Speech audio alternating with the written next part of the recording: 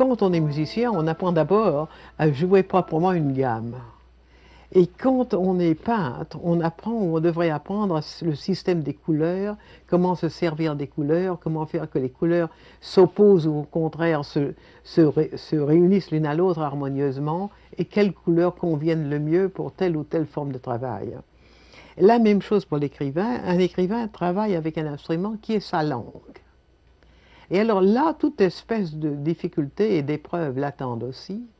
S'il veut être un écrivain complètement puriste, s'il veut être un écrivain fidèle à la langue telle qu'il l'a reçue de ses professeurs et de ses maîtres, il a une grande chance de manquer de liberté.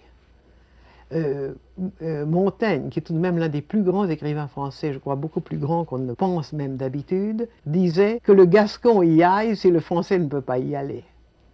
C'est-à-dire, il était tout prêt à prendre des mots populaires, des mots locaux, n'importe quoi, pour exprimer sa pensée.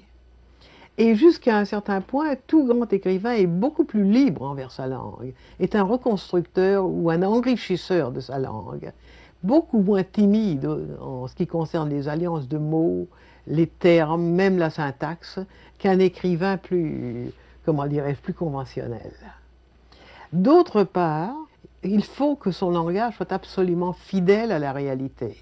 Ça, c'est une espèce de fidélité à l'objet, à travers la littérature, à travers l'écriture. Et il y a aussi une autre chose, et ça, je crois qu'un très grand nombre de nos contemporains commettent un crime dans ce sens-là, il faut être clair.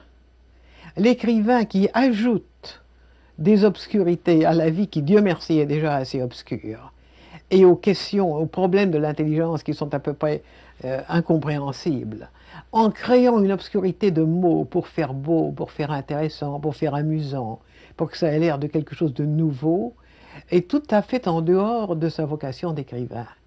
Quand on écrit, c'est pour être compris. Et si obscure et si abstruse soit la matière, et plus abstruse elle est, il s'agit d'être d'une clarté, j'allais dire, presque enfantine.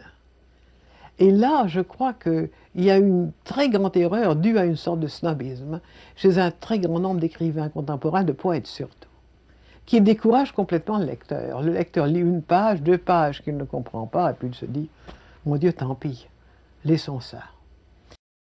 Et enfin, il y a donc l'importance aussi du travail. Il c'est fâcheux à dire, mais la plupart des écrivains, comme peut-être la plupart des gens qui s'occupent de produire, je ne sais pas, de la verrerie ou des objets en cuir travaillés, sont gonflés par l'importance de ce qu'ils font. Or, tout en consacrant, je ne dis pas consacrant sa vie, c'est beaucoup dire, car enfin la vie continue à couler à travers tout ça, mais tout en consacrant ses forces ou une partie de ses forces à son travail, il faut toujours se rappeler que ce n'est pas important. Au fond, que le monde se passera très bien de vous, que l'univers va continuer à tourner. Et c'est le jour où on a ce sentiment-là, que si je crois, si on est acteur, on perd à jamais le trac. On n'a plus le trac. Et si on est écrivain, on n'a pas non plus cette espèce de crampe d'écrivain qui consiste à vouloir faire merveilleusement bien. On fait ce qu'on croit devoir faire en se disant, oui, c'est comme ça m'intéresse moi, ça intéresse un certain nombre de gens, du moins nous l'espérons, mais l'immensité du monde n'en sera pas changée, ou seulement très peu changée. Et je vis avec une totale liberté à l'intérieur de ces limites, de mes modestes limites. Et l'honnêteté artisanale et l'honnêteté humaine est à ce prix-là. Sans ça, on se crispe ou l'on se gonfle. Et la même chose pour la valeur, la durée des œuvres.